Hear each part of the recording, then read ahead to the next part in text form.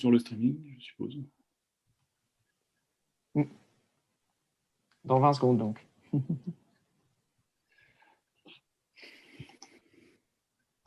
Ah ouais, il y a même un truc écrit en latex, présentation, soutenance, machin. Ouais. J'imagine. Ah, on se voit. Ça ressemble à du latex, mais ouais, ok. Ah bah ça marche. On est 5 à regarder. Comment ça fait qu'on est 5? Non, parce au-dessus. qu'on a appuyé plusieurs fois.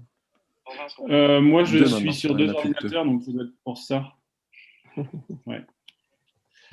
Et après, il me propose Arsène Wenger, sinon. Mais voilà, ok. Ça va être un petit like. Ça ressemble à du latex. Moi, c'est marqué 3. C'est décalé, ouais. Ouais, c'est décalé, donc il vaut mieux couper le son du YouTube. Parce que sinon... Ouais, sinon c'est le bazar, ouais. On peut pas mettre de commentaires, par contre. Je peux pas mettre de commentaires. Et après, il me propose Arsène.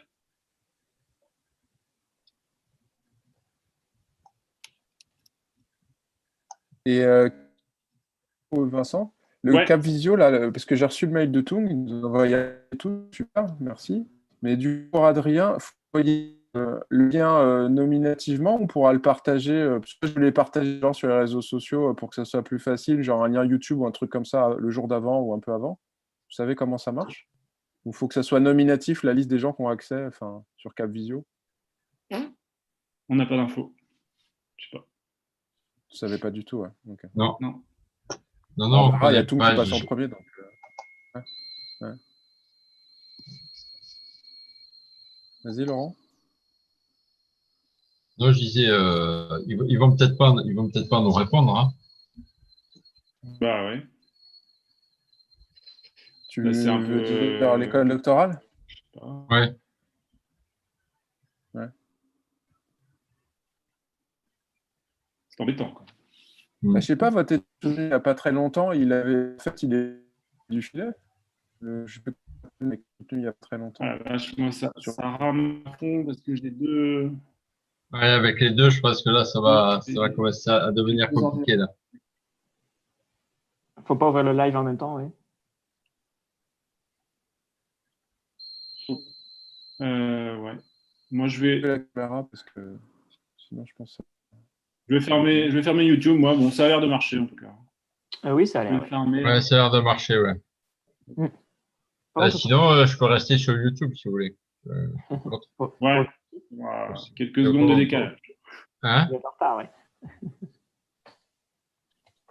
Non, mais pour écouter la soutenance. Ouais, pour voir si ça marche bien. Oui, fais ça. Pour voir si ça coupe pas jusqu'à la fin et tout. Ouais. Et tu sais s'il y a un moyen d'activer des commentaires ou pas, si jamais les gens veulent écrire un truc? Alors, en fait, je les ai désactivés parce que c'est ce qui me paraissait le réglage le plus préférable, on va dire. Mais en fait, j'ai l'impression qu'ils ne le sont pas. Alors, je ne sais pas pourquoi. Ils le sont pas, quoi. Dans les liens pour la soutenance d'Abdel qui a lieu cet après-midi, de son thésard, c'est vrai que quand tu ouvres le lien YouTube, il y a marqué en dessous les commentaires sont désactivés pour cette vidéo, mais moi, sur ta vidéo, ce n'est pas le cas. Je ne sais pas pourquoi. D'accord. Bon. Il n'y a pas de bouton pour mettre non plus, mais... Ouais, bah faut se connecter avec son compte YouTube, je pense, pour écrire des trucs. Ah, oui, ça doit être ça. Bon, enfin, ça, c'est pas... Ok, bon, on verra les détails. Ouais. Très bien. Avant que je commence, je voudrais bien un petit rappel sur les formalités lors de la présentation. C'est le président du jury qui m'introduit, qui me donne la parole. À quel moment il faut que je remercie tout le monde, ces choses-là? Tu remercies le président quand il te donne la parole. D'accord. Ok. Merci, Monsieur le Président. Madame la Présidente. Madame la Présidente, oui, ça pourrait arriver pour toi. C'est une probabilité importante. Bah, c'est même la seule possibilité, non?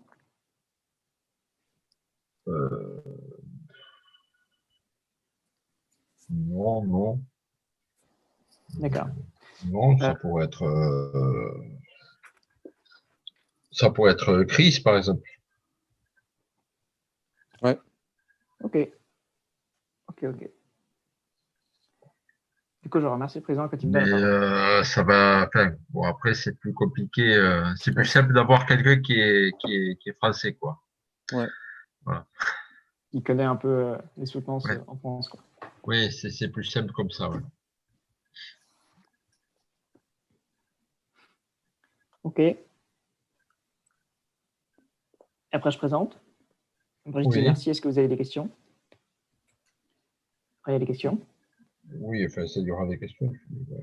Oui, enfin, forcément, il y aura des questions. Et je remercie le jury après les questions ou après la délibération, après tout? Je vous remercie à la fin. Tout à la fin? Oui, À la fin, quand on a dit on vous donne, on aura oui, oui. délibéré et on te dit bah, on va te faire un speech et puis à la fin, en principe, on te donne le grade de docteur de l'Université de Paris-Est et après, généralement, il y a un petit speech du doctorant, enfin du jeune docteur. Qui Tu remercie. dis merci une fois qu'on t'a donné quelque chose parce que sinon. Oui. Merci tout le monde et puis à la fin, je dis rien, ça sera un peu dommage. Merci. Question, on s'en fout un peu quoi. Voilà. Ouais, voilà. Vous êtes ajourné, monsieur. Merci. Non, je Ok. plaisante pas, mais- Et sinon, rien de particulier à savoir. De toute façon, je verrai bien comment ça va se passer pour tout le monde. Et Tariq? Le cobaye. C'est ça.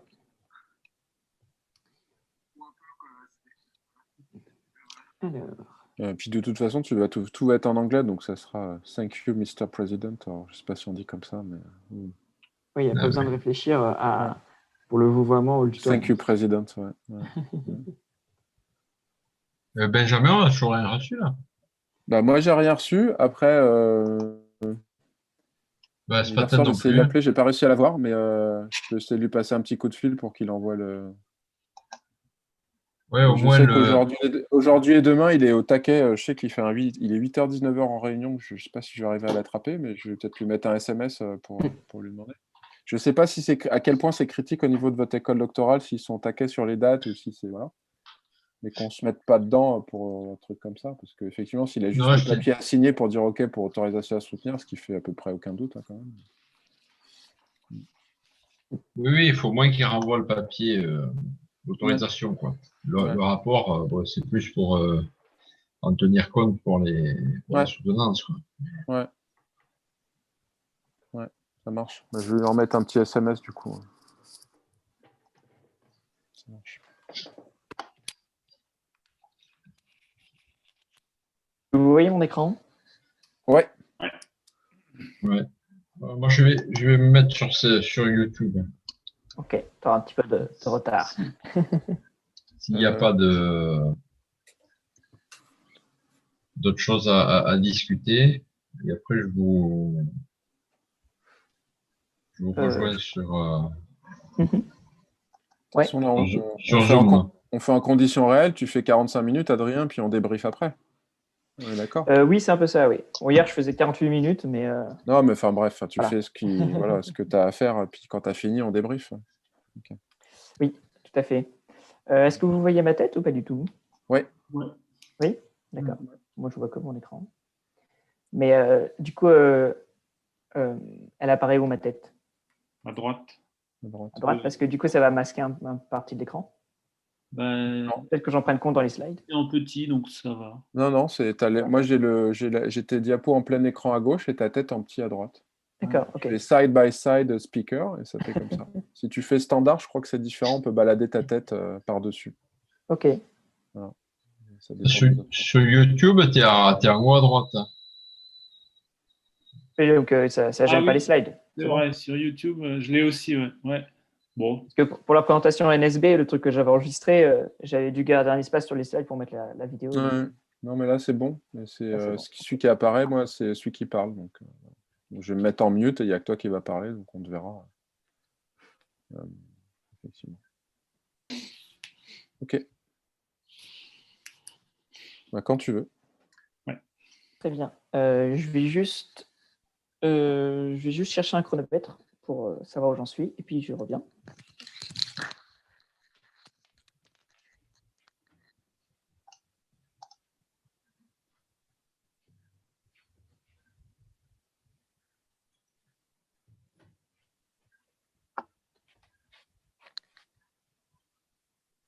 Moi, je vous laisse ça tout à l'heure.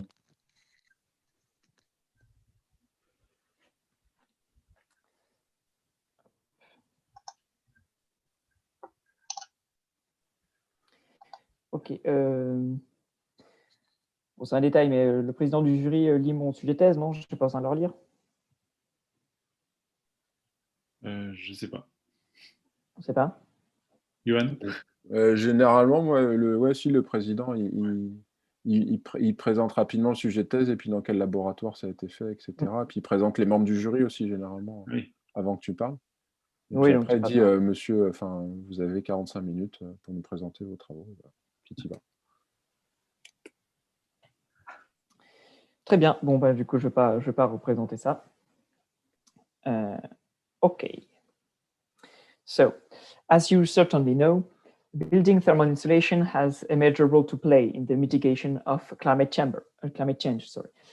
For example, in buildings, 40% buildings represent 40% of the total energy use in the European Union, and more than 80% of greenhouse gas emissions in buildings are due to heating. So in this context, it is important to assess the thermal performance of buildings, especially because of the performance gap. Today, the thermal performance of buildings are usually assessed by theoretical calculations.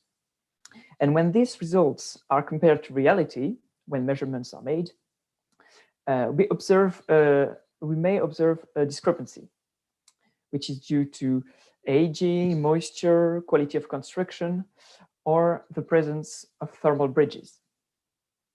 So it is important to have in situ measurement methods to quantify the contribution of each element of the building envelope.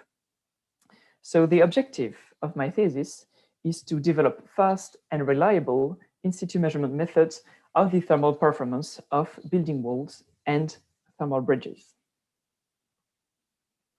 Let's focus a little bit on thermal bridges.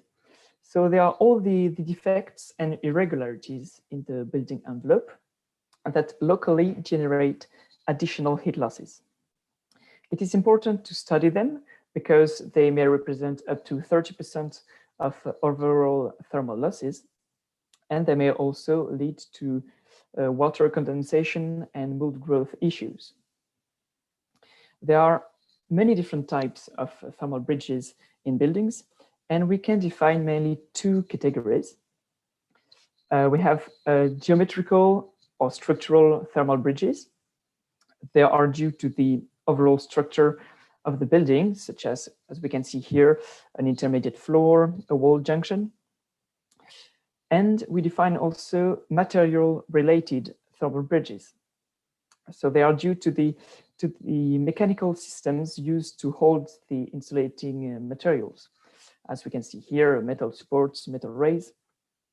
And this is the type of thermal bridges that my work focuses on. This equation summarizes the different types of heat losses in a building. Basically, the overall losses are characterized by a heat loss coefficient, HLC, which is the overall heat loss divided by the temperature difference between the indoor and outdoor environments. And similarly, we can break down these overall losses into several contributions. So we have first the 1D losses, so the heat losses through the walls. And these walls are characterized by a U value, a thermal transmittance. And similarly, thermal bridges are characterized by a thermal transmittance, which is either a psi or a chi value, depending if the thermal bridge has a linear or a point geometry. So those three terms quantifies the loss by heat diffusion through the envelope. This is what my work focuses on. The last term on air infiltrations losses are not addressed here. So in other words, the objective of the measurement methods I developed in my thesis is to quantify these coefficients, U, psi, and chi. Let's now have a look at already existing methods. First, for building walls, for the characterization of a U value, many in situ measurement methods were developed in the last years. They have all have their advantages and drawbacks, but it is important to note that the only standards are based on steady state assumptions, which may be a problem because a steady state, as we'll see later, is never really reached in a building because of obviously ever-changing weather.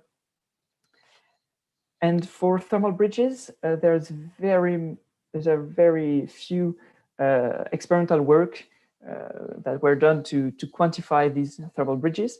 Most of the experimental works were qualitative for the detection of thermal bridges, but the few studies dealing with the quantification used also steady state assumptions. Thermal bridges, the only standards on the subject define numerical simulations for thermal bridges. So for that, we need to know the exact geometry and properties of the materials inside the wall, which can also be a limitation. So as I said, steady state methods have their limitations. They are really easy to implement, but they require a high external temperature difference. So they are, in Europe, they are mainly applicable in winter time. And also, they usually require very long measurements in order to compensate for non-steady state conditions. So from this perspective, active methods are a good alternative. An active method consists in heating the wall, applying an artificial thermal load to the wall, and to analyze its transient response. So these methods may be a bit more complex to implement, but they have the advantage of being less demanding in weather conditions, and they only take a few hours. Active methods are rather common in the field of non-destructive testing to characterize small materials in laboratories, for instance. The question is how to develop an active method for the characterization of a building element, because as you may imagine, working with a building is very different than working with a small material in a laboratory. So to answer this question, I propose this 5-point plan. First, I will present briefly the experimental campaigns I carried out in my thesis, and especially one that will be useful to illustrate all the methods throughout this presentation. We'll see then a steady state characterization method for thermal bridges. This method was inspired from a work I could find in the literature and used to derive reference values for the psi and chi values. And these values will be useful to validate the active methods later. And I present the active methods in point 3 and 4, respectively, for a homogeneous wall and then a non-homogeneous wall or a thermal bridge. And in the end, I will show you a few in situ measurements I performed. So first, I carried out 4 experimental campaigns in my thesis. The first one was a wall I built in the laboratory. It was useful. It was exploratory. It was useful to understand the main hurdles for the application of active methods in buildings and to validate steady state methods. I built a second setup that was dedicated to the measurement of the heat transfer coefficient on a building wall. We'll see later why we need sometimes to measure this coefficient. And then I will talk more about the CEREMA experiment, which is a full-size wall built inside a climate chamber And I will use this example to illustrate the methods later. And finally, the fourth experimental campaign was made on a test cell in situ. So I present here a bit more the wall inside the climate chamber. So it is a full-size wall, 4 by 2 meters. It is made of building blocks, and an internal installation system is installed on this wall. So it is a configuration rather common in French buildings. And the installation system is made of glass wool and gypsum boards. And it is held by several metal rails. And these metal rails generate thermal bridges. And these are the ones that I studied. So as we can see on the scheme on the right, there are 3 thermal bridges that I studied here. The 2 on the left, TB1 and TB2, are rather small because the metal rail only crosses half the thickness of the glass wall. The one on the right, TB3, has a much bigger impact because it crosses the whole thickness of the insulation layer. And there is also a sound area. So it's an area of the wall in the middle where there is no thermal bridge. So heat transfers are 1D. So on this setup, we can study both a homogeneous wall and a non-homogeneous wall, one with thermal bridges, depending on where we look at on the wall. And obviously, because it was built inside a climate chamber, it was possible to control, as desired, the temperature on each side of this wall. And this is what we can see with an infrared camera, for example. This picture was taken during a steady state experiment. So a 20-degree difference is imposed between the indoor and outdoor temperatures. So thanks to this temperature gradient, we can see clearly the 3 thermal bridges on the image. There is also a pole. It's the vertical white line we see in the middle. It's a pole that is in the middle of the room, so it's nothing to do with the wall we look at. There are a few sensors implemented on this wall. First, a heat flux meter. On the sound area, it enables to measure both the surface temperature and heat flux. We'll see later why this is important. There is a H meter, we'll see later as well, and an aluminum sheet that is very useful for steady state measurements in order to measure the mean radiant temperature in the room. So this is the experiment I will use to illustrate the methods later. So let's start with steady state method. So as I said, we only want here to know, to calculate reference values for the transmission coefficients. So first, just a few reminders on infrared thermography, because what is important to know is that an infrared camera does not measure a temperature. It measures radiative intensity that can be then converted into a temperature, but it is the apparent temperature. It is not yet the true temperature because the intensity received by the infrared camera is the sum of the emission from the object. This is what we want to measure.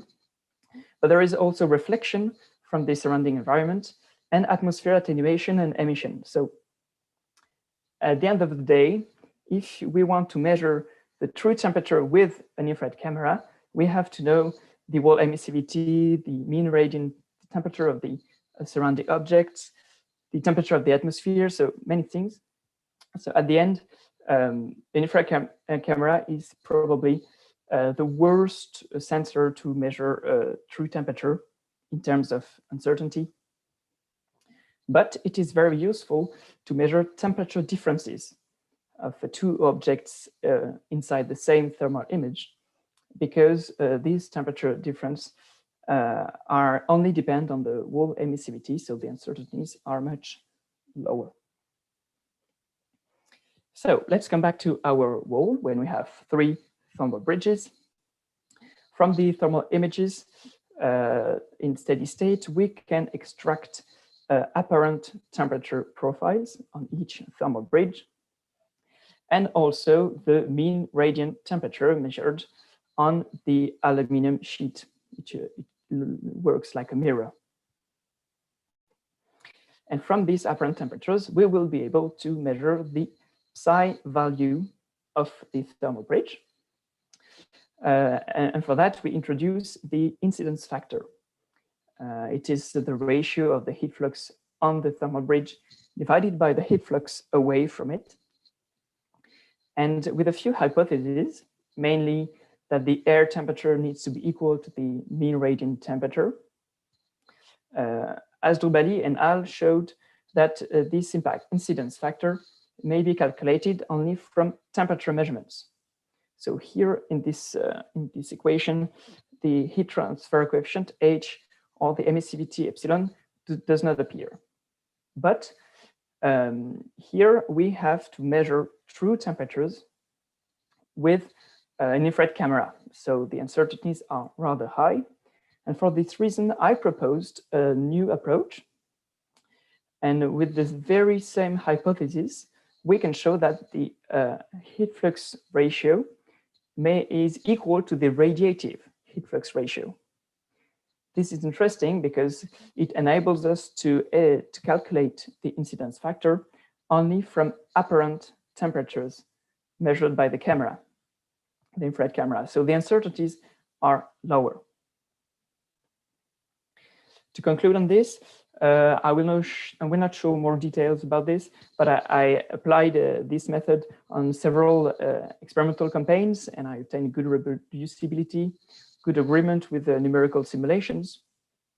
So this method is based on many hypotheses.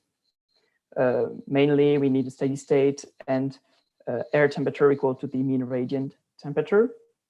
So it's only applicable in steady state in well-insulated buildings. But if these hypotheses are fulfilled, this method is really easy to implement, and we don't even need the emissivity of the wall.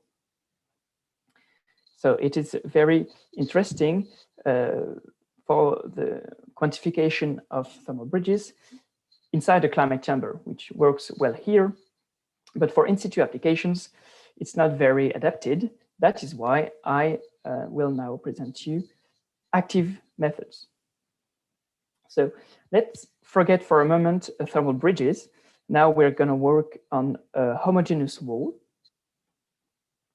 And first, the first question we have to answer is how to heat up a building wall, because active method requires a thermal load, and obviously a building has a very large dimensions, whereas we need the heating to be as uniform as possible.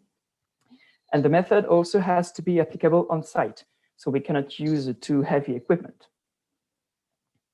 And the solution I found was to use step air heating.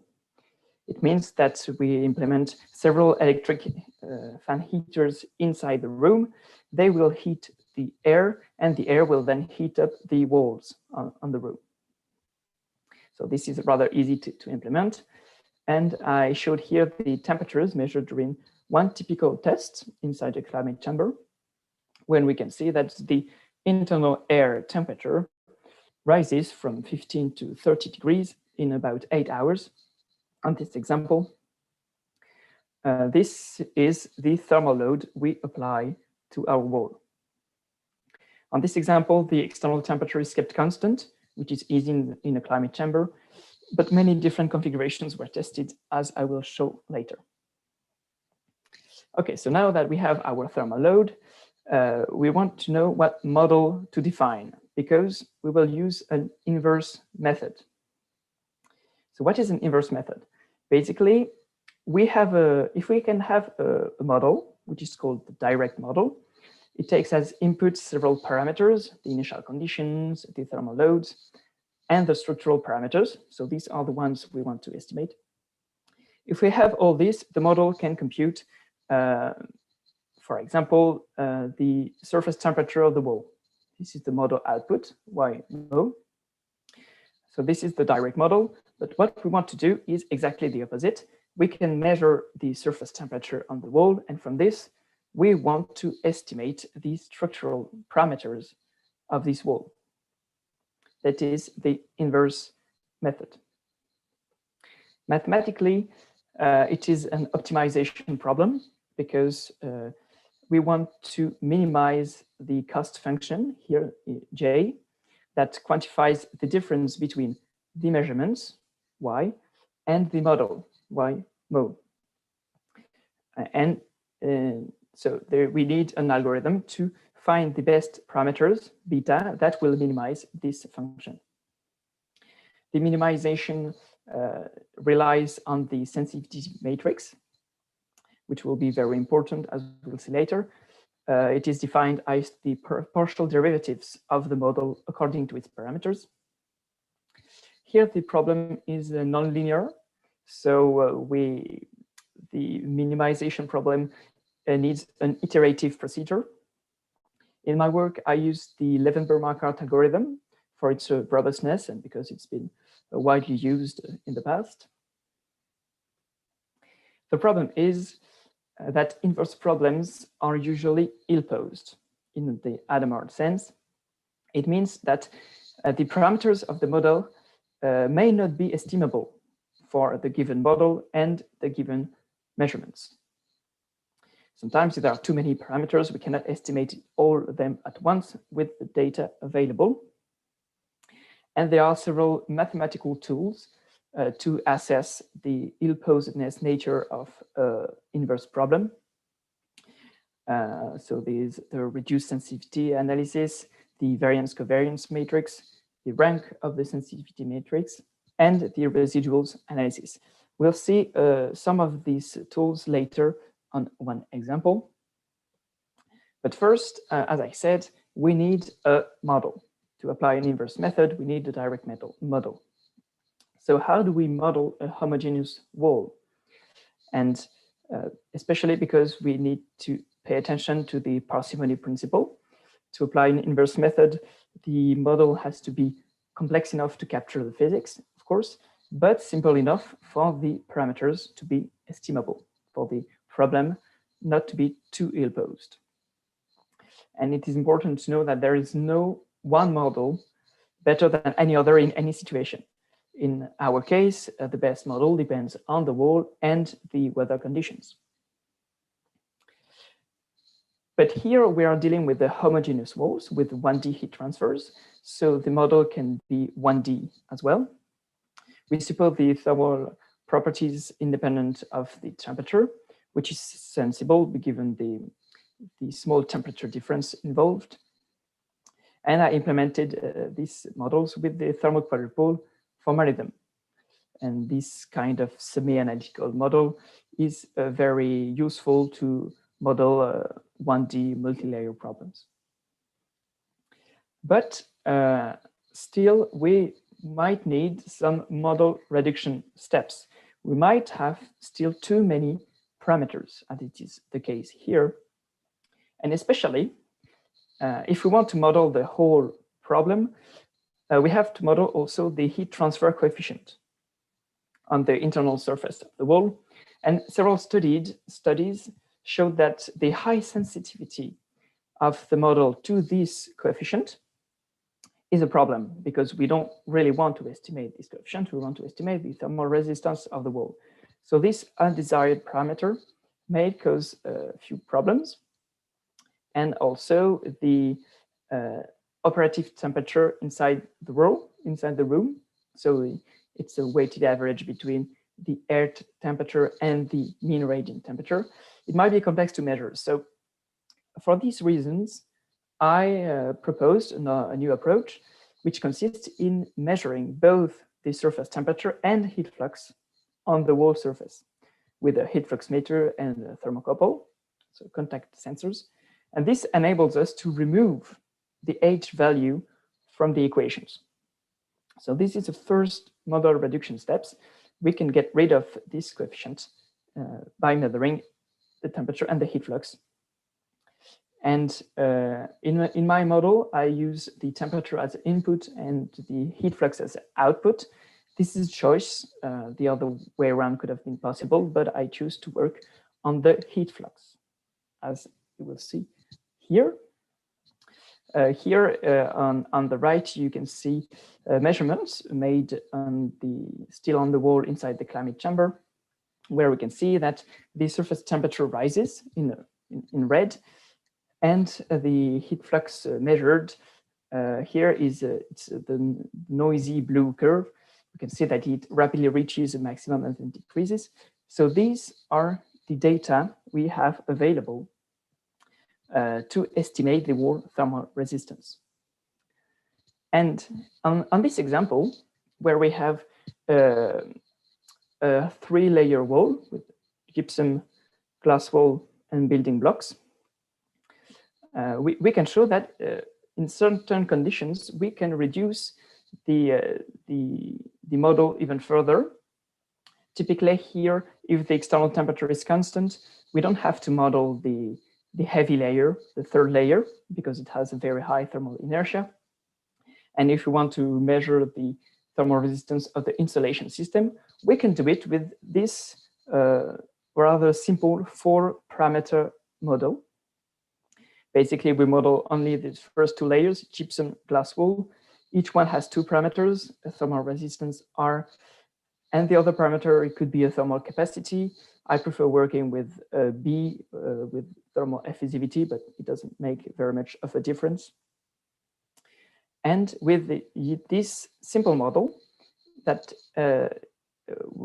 it takes as boundary conditions on the rear side that the temperature T in between the gypsum and between the glass wall and the building blocks, this temperature is constant in the model. In this example, it works rather well. And here are presented some of the mathematical tools used to check if this model is well posed, if we can estimate the parameters. And we can see on the left the reduced sensitivity coefficients and the V-core matrix on the right. So we can see, for example, that the R1 and B1 are correlated between each other because the curves on the right have the similar shape, the 2 gray curves. And we can also see this in the V-core matrix, the off-diagonal coefficient, which quantifies the correlation between these 2 parameters. This coefficient is very close to 1. So it will be hard to estimate these 2 parameters at the same time with a small uncertainty. But this is not very much of a problem here, because what we want to estimate is R2. Mainly, it is the thermal resistance of the insulation layer. So this is about 40% of the wall, 90%, sorry, of the wall thermal resistance. This is the parameter of interest. And as we can see here, it's not correlated to any other, and its sensitivity is not negligible.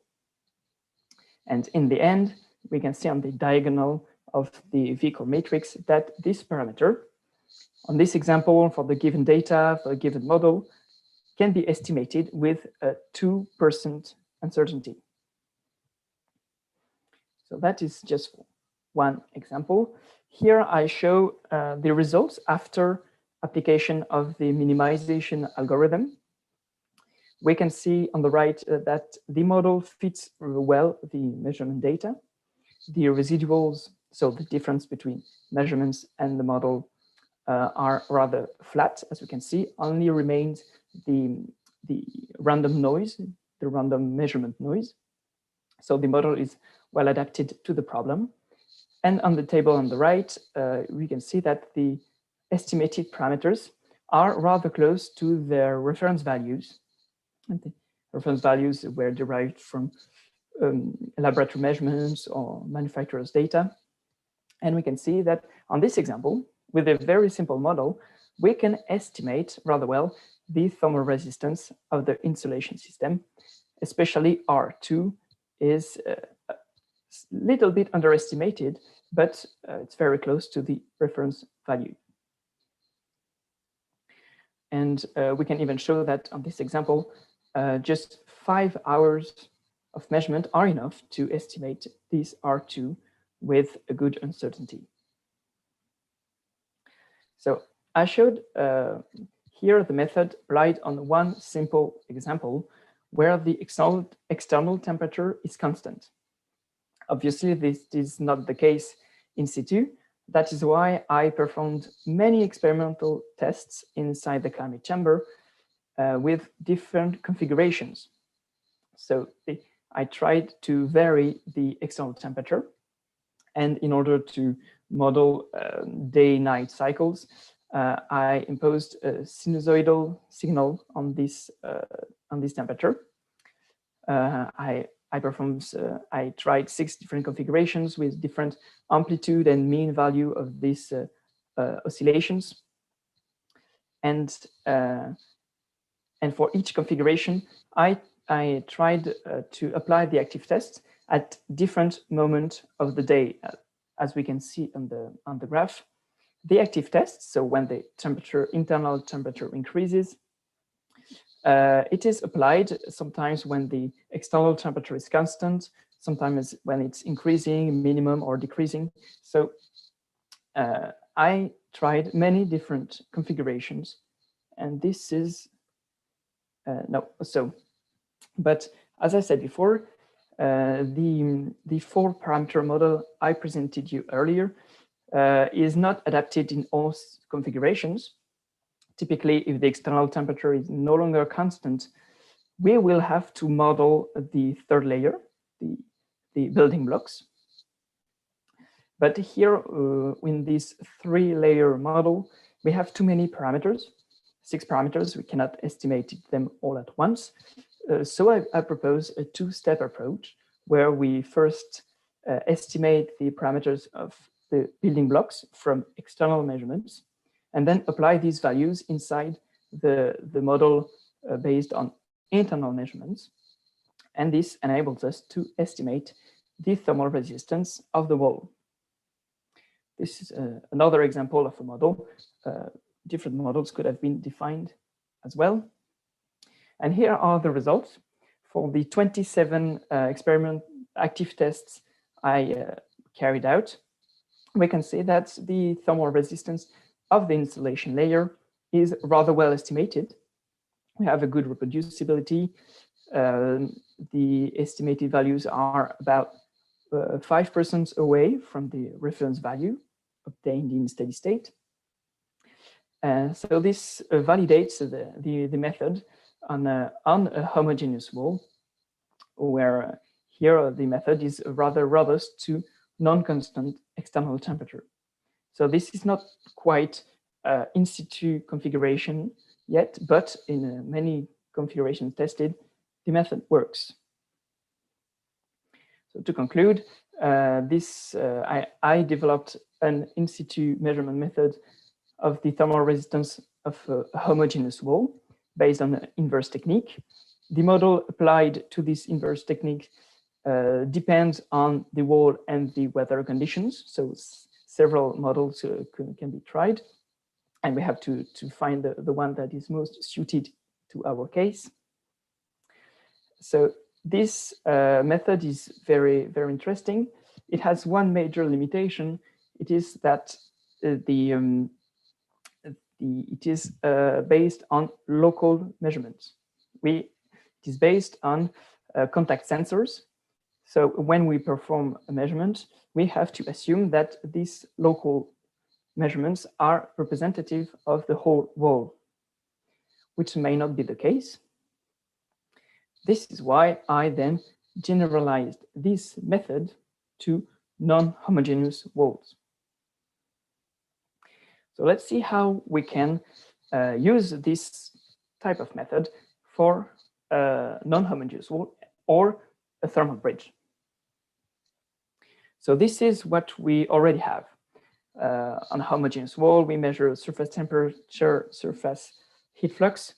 We apply an inverse method. We can estimate the thermal resistance. What now if we have a thermal bridge? Well, we can show that the psi value of a thermal bridge can be estimated from two thermal resistances. R1D, the one we already have of the wall away from the thermal bridge, and RTB, it is the equivalent thermal resistance of the section of the wall that includes the thermal bridge. So if we can estimate this RTB, we can know the psi value of the thermal bridge. Okay, so how do we estimate this RTB value now? Well, if we want to apply the same kind of method with an inverse technique, we need a model. But here we have a 2D or 3D thermal problem. So it may have many parameters if we want to model the complete problem. So what I rather propose is to do a homogenization step, meaning that we will model the thermal bridge, the 2D or 3D problem, by two different 1D equivalent problems. So basically, we will fit on the thermal bridge the model of an equivalent homogeneous wall with properties that will have equivalent behavior as the thermal bridge. And this homogenization step requires to simply average the surface temperature and heat flux measured on the thermal bridge. So if we can measure the heat flux on the thermal bridge, we average them, we could apply an inverse method, which raises the question, how do we measure the heat flux on a thermal bridge? Well, the problem is that we can no longer use a heat flux meter because the heat transfers are not 1D, they're 2D or 3D. And even so, if using many different sensors to cover the wall with the sensors would be very time consuming and intrusive. And on the other side, infrared thermography, as I said before, only measures apparent temperatures, not heat flux. So how could we measure this? Well, I propose an extrapolation procedure. Basically, we implement a heat flux meter on a sound area near the thermal bridge so that we can measure the heat flux, phi 1D, and we can extrapolate these contact measurements to the rest of the wall. For this, we need two things. We need to measure temperature differences with an infrared camera, and we need the value of the total heat transfer coefficient, H. So if we do this from infrared thermography, contact measurements, and H value, we can extrapolate contact measurements and measure the heat flux on the thermal bridge or on any non-homogeneous wall. It would work similarly. So the only thing we need now is to measure this H value, the heat transfer coefficient. So how do we do this? We could use a standard value or an empirical correlations. Many of them were developed in the literature.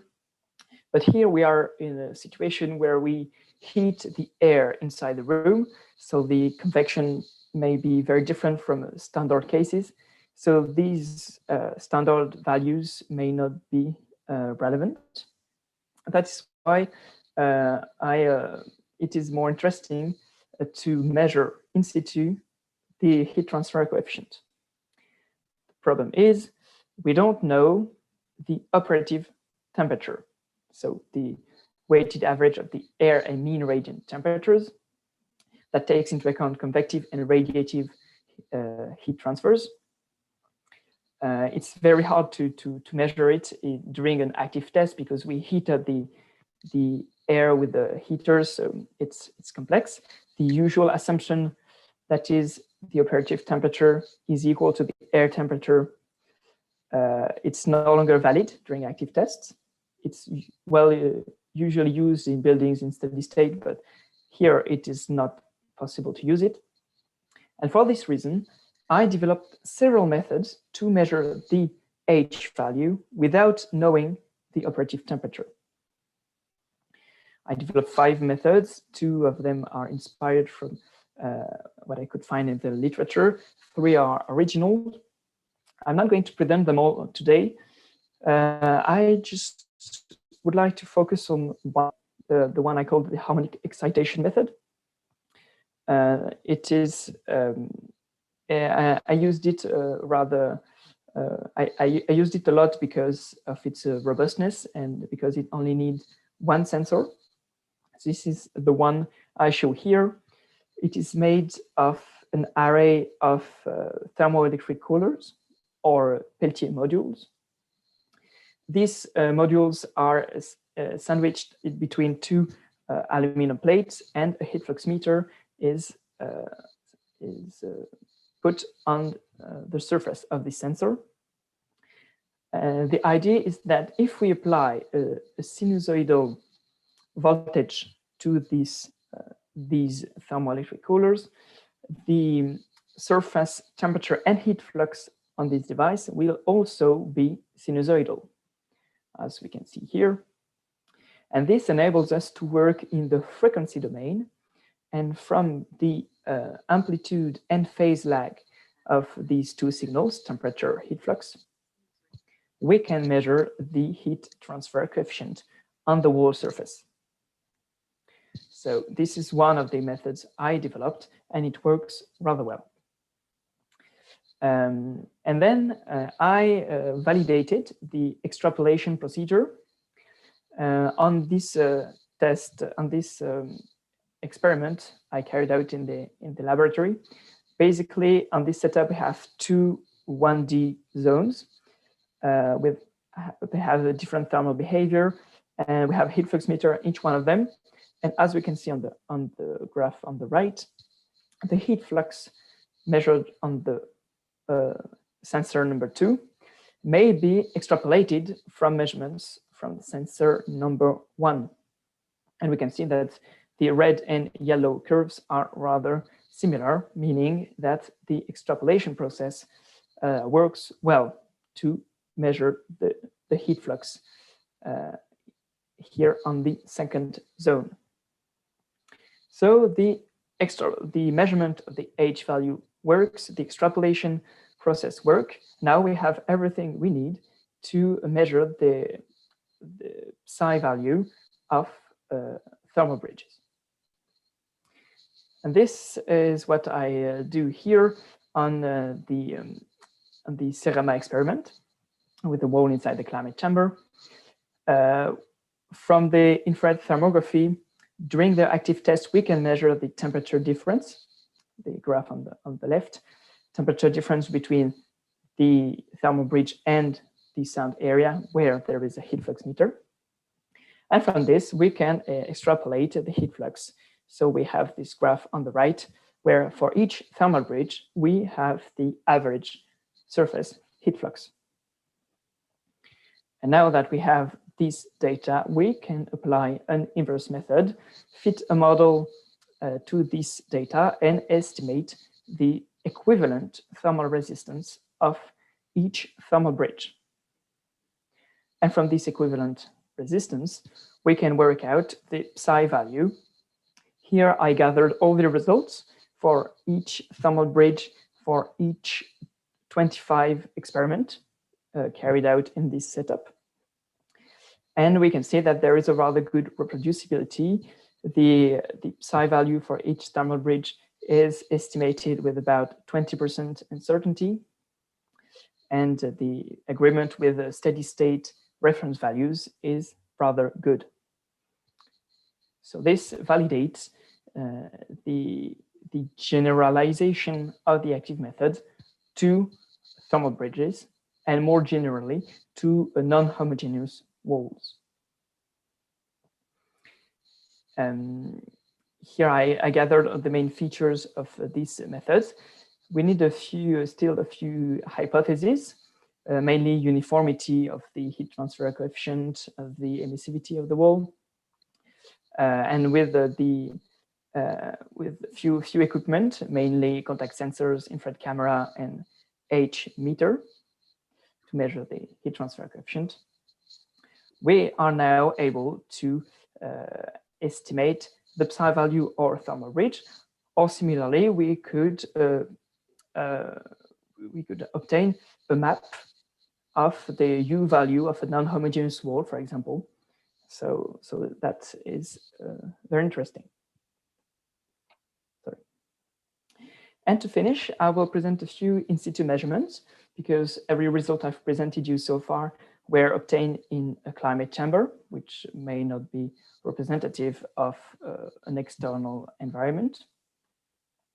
So I performed some tests in this test cell. It's a small building where an internal installation system was implemented.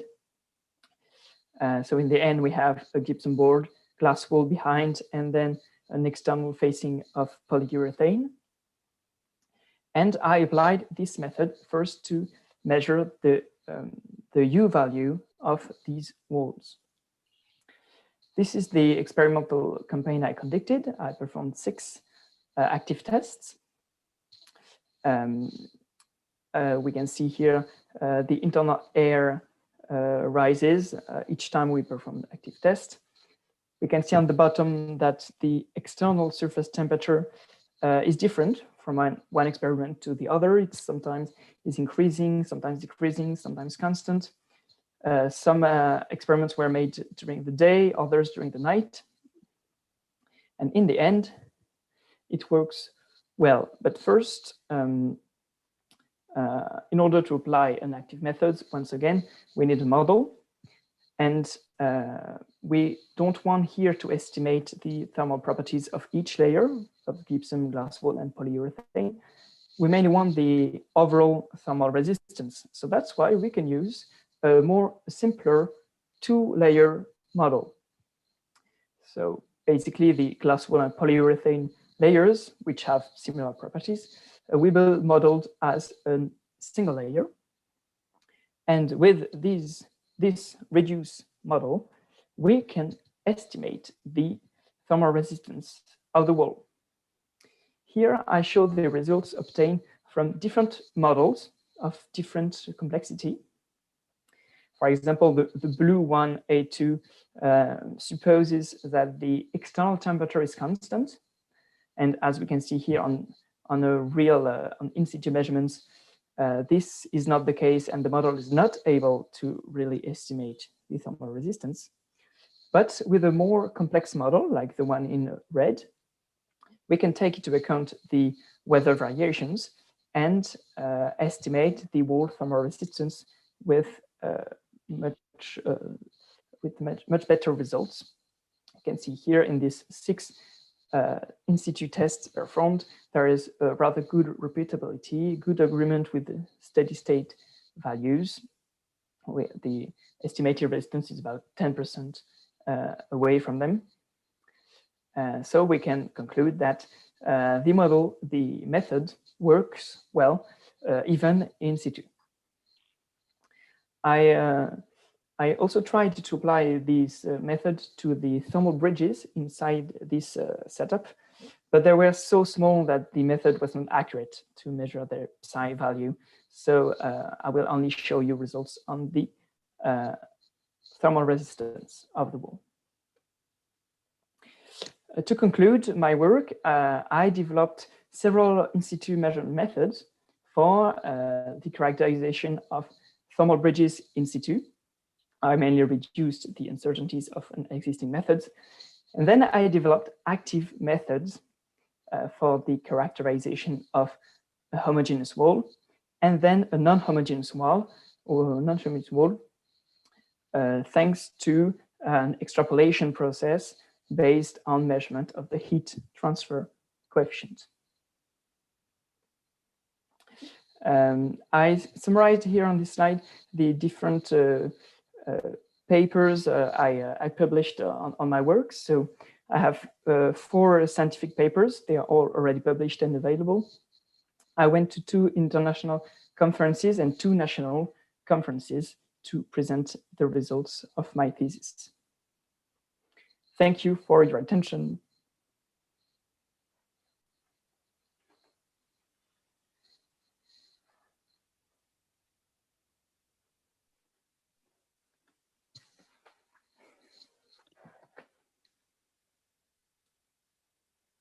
Ok. C'est tout bon? Ouais, 49 minutes à peu près. Ouais, bah finalement, j'ai pas regardé mon chrono, mais oui. Ouais, ça fait 49. Alors.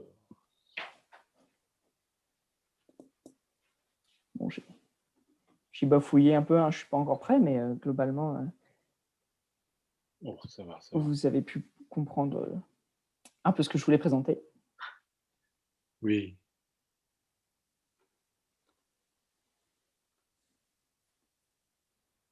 Voilà, alors quelles sont vos remarques, commentaires, suggestions? Je me réinstalle. Si vous me laissez juste 2 minutes pour faire une petite pause au pit stop et je reviens. Vas-y.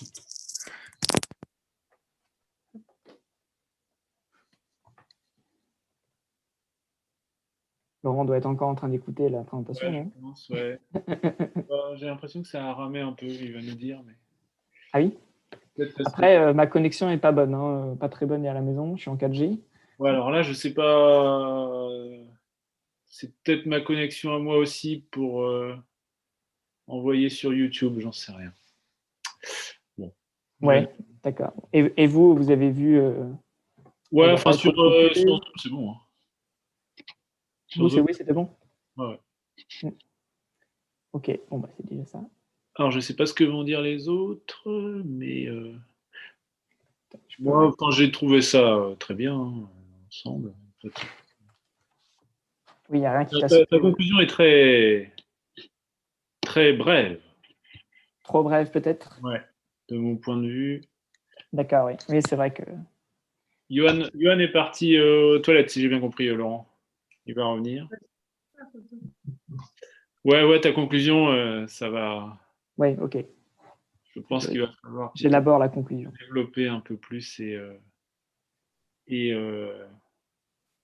notamment aborder quelques perspectives. Comment tu vois Salut Magali. certaines pistes d'amélioration, tu vois, ce genre de trucs. Je ne crois pas que tu aies abordé ça. Non, c'est vrai, non, j'ai même pas pensé, oui. Les next step, bon. C'est vrai que oui. Voilà, avoir peut-être un œil un peu plus critique sur ce que tu as fait pour mettre en évidence des pistes d'amélioration. Voilà. Bon. C'est vrai, j'étais trop pressé de finir vu que j'étais déjà. Ouais, ta conclusion, je sais pas combien de temps elle dure, mais. Elle a duré 20 secondes. Ouais, voilà. Ouais. Yes, tu as raison. Tiens, je vais me montrer aussi. Coucou. J'arrive inopinément, je viens de finir mon TD. Hein. J'ai pas vu là. La fin, juste la conclusion, non? J'ai vu la liste des publis, c'est tout. Ah oui, c'est pas. T'as plus qu'à lire les publis maintenant. Voilà, c'est ça. Oui, c'est peut-être pas très représentatif de tout le reste. Ah bon? Okay. Ça va? Oui, ça va. Très bien. T'as pris de l'eau? T'avais bu? Là, non, mais j'en prendrai le jour J. Bonjour. Bonjour. C'est la pause café, j'arrive. Ok. Non, mais ça allait sur YouTube. Sur YouTube, c'était fluide. Hein. Ouais, il n'y a pas eu de problème.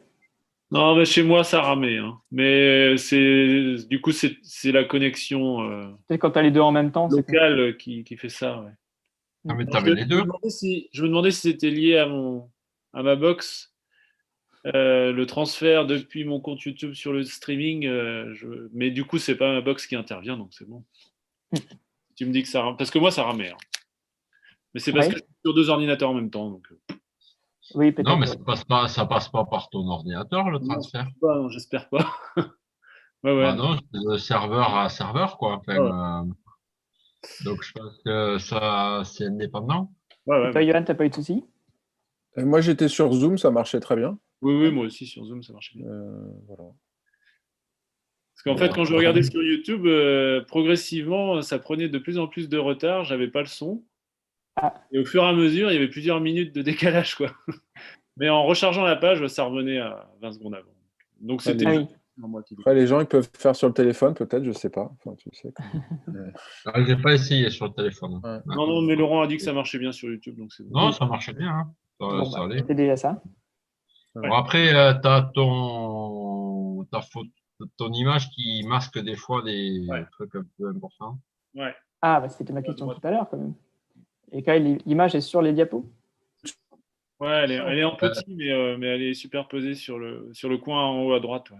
C'est revisionnable ou pas Ouais, je crois que là, je ne l'ai pas encore arrêté. Bon, je vais l'arrêter. Regardez. Bon, sinon, j'ai fait une capture d'écran à un moment donné d'une diapo. Ouais, je veux bien voir. Ça prend la taille des. Si tu remets la diapo de titre. Du logo. Ça représente le logo Saint-Gobain à peu près sur la première page. Ouais. D'accord. On voit pas Saint-Gobain alors. Ah non, on voit jamais Saint-Gobain. On voit le rond du Certès, en fait. Il faut que tu mettes un t-shirt bleu. On voit le ciel du Certès et après, on voit plus rien. Tu mets une chemise Saint-Gobain avec le logo, tu vois, en gros, là, comme ça. Ouais. Pour compenser. Mais blague à part, de toute façon, si on prend cette solution-là, au niveau du jury, on se zoome, de toute façon, non, Laurent? Oui, Vincent. tout à fait. Oui. Non, mais c'est plus pour le. Donc, c'est surtout pour le jury que c'est important. Les autres, C'est vrai. Ouais. Oui, non, les autres. Le logo, je sais pas, c'est peut-être plus important que le reste. Je sais pas si tu le diffuses. Bon, je vais arrêter la diffusion sur YouTube. Ouais. Okay. Et puis la vidéo, normalement, j'y ai accès après, moi. Ouais, parce que j'aimerais bien que ce soit enregistré le jour J quand même, quitte à faire ça à distance. Et après, tu n'as pas pris le template Saint-Gobain, de toute façon, on pourrait faire, te dire, tu prends le template, et sur le template, le Saint-Gobain, il est en bas à droite.